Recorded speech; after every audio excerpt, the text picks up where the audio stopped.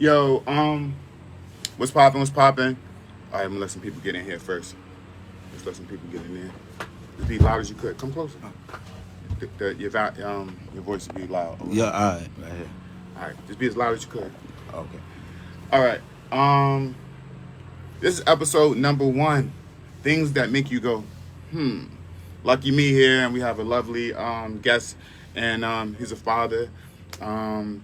He was in a long relationship, and these guys broke up. And I wanted to bring his story, and we trying to chop down and break through. So nice to meet you, sir. Nice to meet you too. Let's start. What age was it when you started? When you met your woman? Where did you guys meet? Me and my woman was 20 when I first met her. We met at work. We hit it off really well, and from there, we was just friends. Where you working at? He was working at this little factory. It was a nice little factory. What job doing what? Oh, we was just on the line. Okay, so the chocolate factory. Yeah. Okay. A lot of people go there. Yeah. It's good stuff. 12-hour shifts and stuff like that, right? Right. Okay. What did you like about her when you met her? She was very honest, very open. She had a great smile. She made me laugh. Cool. Like, okay. So what are your top 3 requirements for picking a mate? Your top 3 requirements. Like, what do you require a woman to have up front? Up front, normally just a good personality. Maybe just the vibe, a good vibe. So personality. So your number one thing is when you're looking at a woman, you're in a club, you're looking at a woman, you says she gotta have good personality. Yeah, I want to see a smile, something that makes me see you, like something that makes me see you above everybody else. Okay, so in the club, you see her. That's what you're thinking. She had a good personality. Yeah, like she's standing out. How many dudes I've seen her talk to. So what's the second thing? Second thing, mainly, I want to be able to see if you jealous. I don't do jealousy. Okay. And your number 3. So your top 3 requirements from a woman is great personality. She can't be jealous. And what's the third one? Third one, a nurturer. Somebody who got motherly qualities. Like, I want to see that. So a good mom. Okay, Yeah. okay. So when you met her, did she have these qualities up front? Not at first, I want to say, because we didn't really know each other. We just met, and we had talked, and then over the time, we were just friends, and she was just mainly the friend that stayed, like, through everything. Like, so when you got with her, you didn't get with her to court her up front. You guys just became cool. We was just we was courting each other. We always courted each other, no matter what. Like, even when we were dating other people, we were still courting each other. So how long did it take for you guys to get in a relationship from the time you met? From the time we ever met, probably, I want to say a solid 2 to 3 years, maybe, if that. So, and at what point did you guys become intimate? Intimate? Probably when we moved in together. And how many months after you met you did that? Did we move in together? We didn't move in together till we officially made it to each other, which was probably after 2 years of officially dating. So you did everything properly. You guys were just cool. You got to know her. Y'all wasn't fucking or doing nothing like that? No. Oh, so that's dope. Like, we had a good, that's why I was with her for 12 years. Cool. We did the whole process. So was marriage the ultimate outcome for you? No, it was. But the thing was, when you're in a relationship and you don't see people, after a while, you start asking for trust. Okay. So we don't want to go ahead too fast. So you move in together. At what point did you say, you know what, you know what, we should be together. Let's move in together. At what point? What made you think that to take things to the next level? What made us, to be honest, we just moved in together. Good faith. Like a job. We've been together for 2 years. Like, why not? Now let me ask you something. Most guys, when they get with women, we get with women. Generally, men get with women for sex, right? Why with her? You know what I'm saying? You look like a player. You getting guys all your life. Why with her did you say, you know what? Okay. I want to go 24 months to get to know this person and not try to fuck her. Why change it with her? It was something special about her. I don't know if it was She probably was the first girl I never had to lie to. I never like lied to. That's dope. I was honest with her. I never had to lie to her. I still don't have to lie to her. So you guys were living in separate homes. Who idea was it? A conversation? Or were you supposed to move in with her, or was she supposed to move with you? What happened? The conversation was we were going to move in together. Like So who left their house to move in? Who? Or you both guys just left your homes and you we moved in both together? left our homes and moved in together. Like couples supposed to. Like the whole process of a relationship was there. So was it so going into it? Men lead the home. You're the leader. You're the king. There's a queen. Right. King, Trump, queen. So as being the leader of the home, what percentage of the bills did you expect her to pay? In the beginning, none. I paid all the bills. 100%. I had paid all the bills. Good man. I paid all the bills up until. Okay, so you went into it to pay the bills. Everything was good in the beginning. Yeah. You loved being in the house with her. Great stuff like that. Yes. So let me ask. I don't want to be too intrusive, but from not having sex to having sex, what? Not to pry, but just be transparent. What was the sex life once you actually started to have sex with her? Beautiful. It was happening all the time. So it was worth the wait. So yes. Now, let's say hypothetically, if it wasn't, let's say she was trash. She was about a 4. She didn't know how to suck dick or something like that. You already had 2 years in it. If her sex was trash, would that be enough for you to be like, no, that's not a good deal? Or what's your thought process on that? If it happened to be bad? If sex was bad, I mean, you can teach your partner sex. You can definitely teach your partner sex. Good like leader. You, That's like, what a good leader like do. you, like same thing. Even if you're a woman, like if your man don't eat pussy, you might have to show him that because that's not something you do. True. And I've noticed women have a problem with stuff like they like helping. Like if a man. I had a situation like that when I lived in Nyack. My ex-girlfriend, I thought I was eating the pussy right, and she was like, "What you doing?" And I was like, "I thought I was doing a good job." And I was like, "Can you teach me?" And she showed me one time, and after that, I was amazing. Yeah. So I get it. So that was a good response. That's an example, but yeah. So all right, sex is amazing. New relationship, boom, then a baby comes. Mm-hmm. Was that planned? Was it? How did that go? Yes, our son was planned. You know, So you did the ovulating chart and yes, we did the period tracker and all that. fucking her every day in those days. Good stuff. Yeah, we did that. Like we was trying. Like it wasn't unplanned. Nothing. Everything was planned out. It just boom. So she's pregnant. Baby's coming. Everything's good. Sex good. You paying the bills. You got a wife. You beat life. You Mario Brothers. You got the princess. All right. So the baby gets here. Mm-hmm. Everything's still good. Still good. So at what point in the relationship, what year did you start to see a change? Things start to get spooky. I was probably oblivious to it, but it really, at no point did you get that feeling, mainly because when you're in a relationship, you always try to work out arguments. So sometimes you don't really pay attention to flags, especially if a woman's covert. So, like I said, and you're going to work every day. Sorry to cut you off. I don't want to I don't want to traumatize you if you are traumatized by it. But give me the top 3 red flags that you saw. You kind of like ignored it, or you was like, she can do better. Top 3 flags that I ignored was mainly mental health. Okay, so give me some that's more of a vague response, but give me more context to her mental. What? Give me an example. Little things, mainly trust, mainly accusations of cheating, random little things like little pet peeves that weren't talked about or were, but it's like that's who you are as a person. So it's like, why are you getting upset? So if everything's going smooth, and then all of a sudden you start so this happened after the baby got here. Yeah. So do you think that was a plan?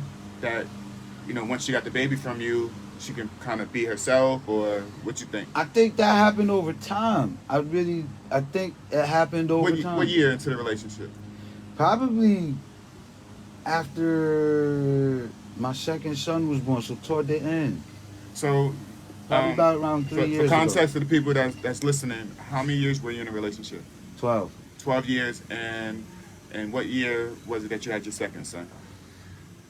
2018.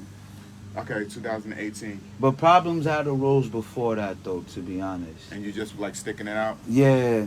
Okay, so I appreciate you being here. I know time is really pressed for you, so let's kind of get into it. At what point where shit just kind of blew up? Take me to that space. The blowing up toward the end was really when I kept getting accused of cheating, mainly because of social media and just things that were going on at home while I was at work that I really wasn't feeling.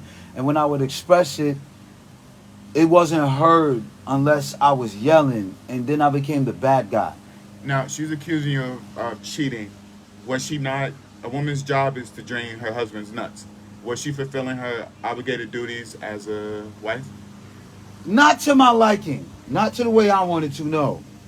I would say that. So what do you mean not to your liking? What would have been a good, like, it went from all the time to once a month, twice a week? What was it? It went from that to like twice a week.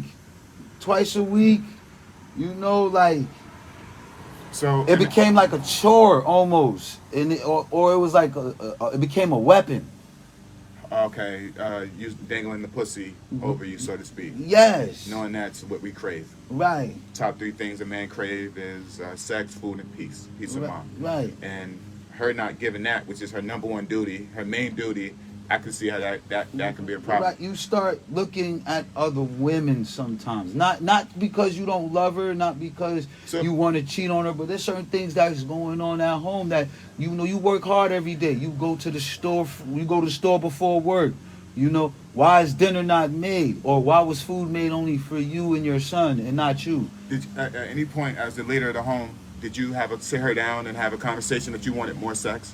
Yes, and it became an argument. Gotcha. It became an argument, or like it became, oh, you at work and you looking out, you liking girls on IG, and I'm like, yeah, I'm looking at them as if they were girls in magazines, not my wife, not the woman I love, and that's how you look. But then at work, sometimes, as a man, when your wife ain't doing certain things at home, you do start to look at other women for qualities. So let me ask you this. Since from the first time you met her going into year 8 or 9, or not 8 or 9, so 12 month, year 7, did her weight stay the same? Did she get bigger? Weight was never really a main issue. Good job. It was only an issue when it hindered her from doing her duties. Gotcha. Like when I come home, why is my dishes not washed? Oh, I can't wash the dishes too long. My back hurt. And it's like... But even though you didn't mind, did her weight increase since from the first time you met her? No. Or she stayed the same? Yeah, it never fluctuated. It never went up, it never went down. It was just more so it became a hindrance. And when it became a hindrance, it became a problem. It became unattractive.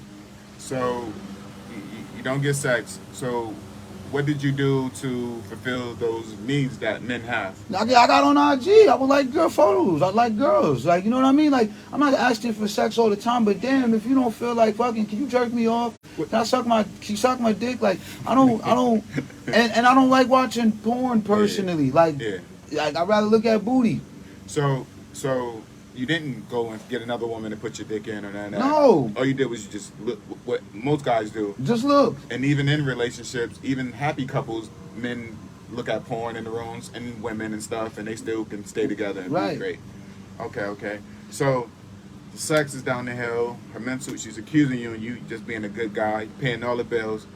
At what point do you guys come together and say, you know what, this is over? It never was spoken. Even when it was spoken about, like, I'd go find, I believe in next one coming. Mm-hmm. You know, so like, she would be like, I'm breaking up with you, I'm leaving, and I'd go flirt with a girl who I knew was interested in me, be it at work or online or something. It would never go nowhere, and then she'd get jealous and, oh, I love you, I'll fix the issues. It was never once she saw that the grass was greener on the other side. Or she felt like Shorty was a threat. It was not come back. How old is your queen? Me and her the same age. And how old are you? I'm 32. 32. Okay, so you're still young. You're still young. Right. Well, you're young for the market. She's not young. She's past her prime in the market. You know, so it would have been a good idea for her to stay with you and work it out, because who's going to take on another man's kids at 32, 33? So there's dudes out here. There's dudes who are willing for sex, of course. But see, this is the thing. And There won't be another you paying all the bills. They'll be just living off her. Or she'll figure it out. She might find a partner who will help her or something like that. I hope she do. And if she don't, that's her problem. In 2023, the chances in Elmira, are there any good men out here? She's not from Elmira, so it don't even matter. That's what I'm saying. So she would pick from the pool of men that already are not good. And so if you were a good man, she got lucky. She took you away. You guys didn't work. So if she think that the grass is greener for her just the package wise, because the dude that would come in, one, he would have to deal with you because those are your babies. Right. So that means that he would have to share her with you for life. That's why I say it's not a good deal. But you can go off and make a whole new family and be in Colorado, California somewhere if you wanted to, and you'll be okay. Yeah. So that's why I was saying that. Yeah. Because you're not even in your prime. Yeah, but also, like, I wouldn't leave my son. I wouldn't move, like, you know what I mean? Because I understand that he comes before her or my feelings as a father.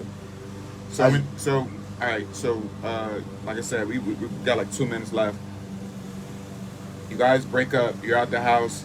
How has it been with you trying to see your children? Not hard, but not too fun because we're so new and we just been through court and all that.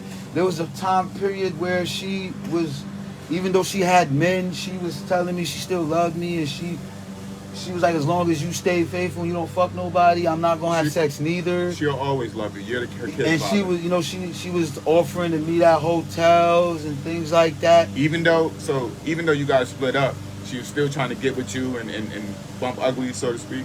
Yeah, but it was she was planning and she was saying and stuff, but who knows if it was really real or not. Were you for it though? I was for it too. As a baby mom, why not? Right. She ain't stab you in the head or nothing. Right, she ain't do nothing crazy. So you was in a long relationship. You only know that person. To conclude the interview, moving forward, and not to put your personal business out there, what are you going to do better? We live, by the way. Don't worry about that good thing in the back. What are you going to do to make sure that the next woman that you get with is thorough, she doesn't have a crazy mental, and she's going to give you the sex you desire? I feel like working on self right now is the best thing right now. Work on self, have a good time, just hang out. You can't let your baby mom hold you back. You can't hold her back neither.